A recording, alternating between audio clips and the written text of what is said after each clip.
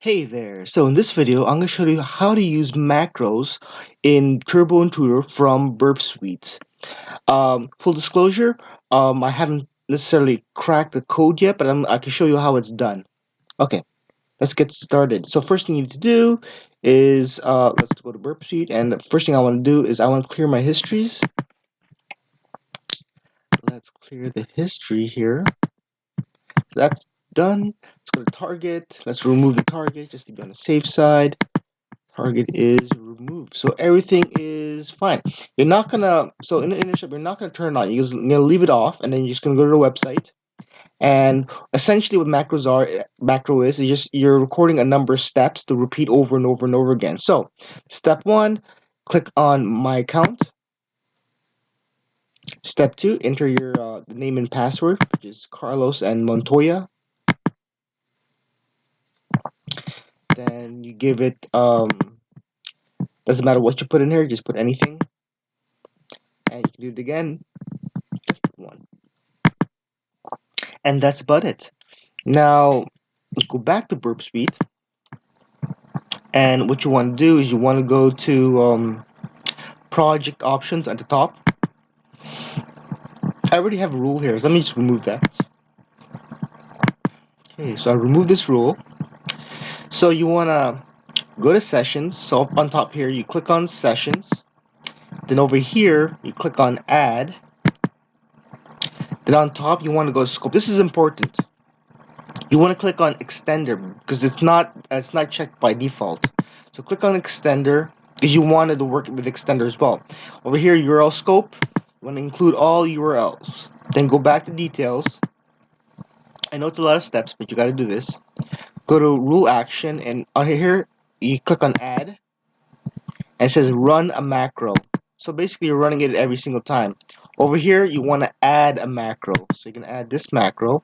And now you got to choose the steps that you previously done. So we need, okay, so you can hit the control button to select multiple items. So I'm holding down control and I'm clicking on, we need this get login. Look at the status code. It's 200. So I want that. Over here is 302. I assume this is where you get your CRF. Hold control button and press this. So you have this selected as well. And the next one is 200 right here. Just next step. Click on that.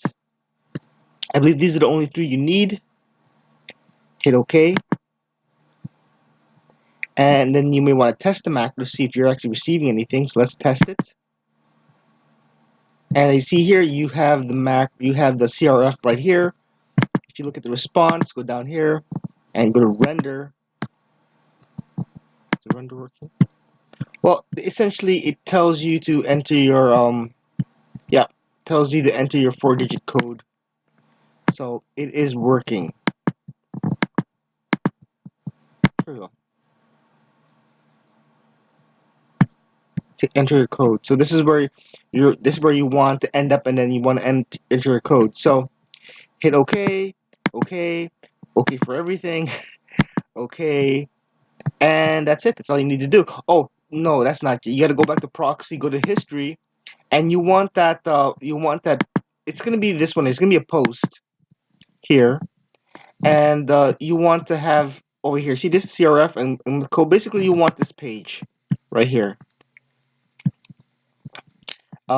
Yeah, because you want to do a post. So it's this page opposed to the other page. So this is the one you want. It's a post. Log into. You want to send this. Let's go back to right click on this and send this to Turbo. Okay, I already have the code saved, but let me explain it to you. So essentially, what you need to do is you need to add. So you're gonna pick one of these. Most likely you're gonna pick multiple parameters. Doesn't matter what you pick, but what you have to remember. Oops. What you have to remember is that these two lines here, these have to be commented out. Because pipeline, it won't work if you have it there. So pipeline has to be commented out. RequestSperConnection. You can have that, but it doesn't really do anything. And if anything, it causes failures. So I will comment that out as well. Here I'm doing a for loop from 0 to 90, well, to this number 999, and this here is just a formatting. So I just basically it ensures it's always 4 decimals. Sorry, four. Yeah. four digits, always digits. Okay, now this is sort of important in this sense here. Um, if you let this go on forever, it's gonna fill up your table and it's gonna eat up a lot of memory. So for the first run, you want to see if it's working, and then for the second run, you may want to take it off. So I'm gonna let it go for the first one. And over here, if there's any failures, like anything that's beyond 302 is gonna be a failure, and you want to collect that because those could be the possible code. So I have a with open here, and I'm actually saving it to my C drive named failures, and it's an append. So this is how I'm saving it. And yeah, so let's run it once to see if it works. Oh, don't forget your injector. You need to inject it into the code. So up here, where it says MF code, let's put your percentage %s, and now it should work.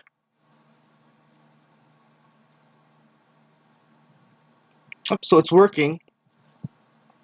So I'm getting a 200, and if you look here, look at the render, it's going through each and every one of them. And you look down here, there's no failure. So, like I said, if you let this go on forever, it's going to eat up a lot of memory and it's probably going to crash. So I would stop this, go to configure. You know it's working. You don't need this label. If you want to put a label there if it's found, you can. But again, I would not. You don't need this.